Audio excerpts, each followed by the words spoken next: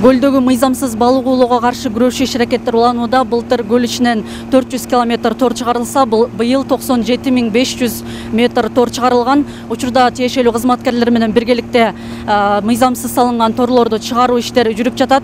Өлкө башчысынын жарлыгына ылайык балыктын корун көбөйтүү максатында аны өндүрүм үчүн кармоого, ташууга жана сатууга, ташып чыгууга 3 жылга убактылуу тыюу салынган. Браконьерлик мурдага караганда кыйла эле басаңдап калганы менен дагы деле аны толук токтотуунун аракетин көрүү керек дешет тиешелүү адистер.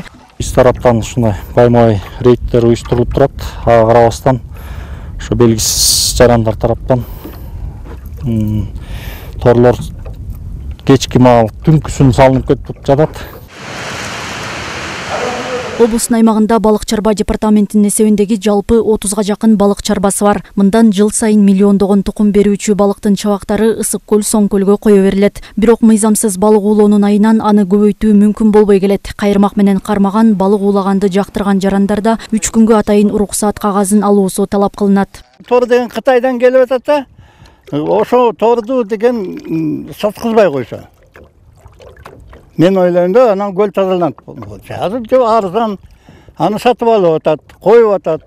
Ышкыбоздук жана спорттук балык уулоону уюштуруу, балык корун жасалма өндүрүп чыгаруу боюнча пландык иштерди жүргүзүү, илимий изилдөө иштери менен биргеликте ихтиологиялык мониторинг жүргүзүү максатындагы уулоону кошпогондо Ысык көлдө жана Соң көлдө жашаган балыктардын бардык түрлөрүн өндүрүм үчүн кармоого тыюу салынды. Мыйзамсыз балык уулаган 120 жаран кармалган.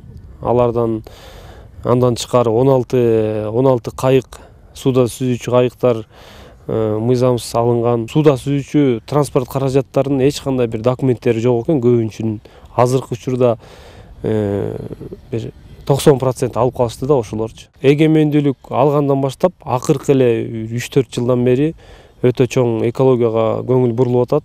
Белгилей кетсек, буга чейин бүлгүнчүлөргө каршы күрөшүүнү күчөтүү, жаратылыш ресурстарын коргоонун натыйжалуулугун жогорулатуу боюнча өлкө башчысы тарабынан атайын тапшырмалар берилген. Анын негизинде тиешелүү кызматкерлер менен биргеликте бир нече жолу текшерүүлөр уюштурулган.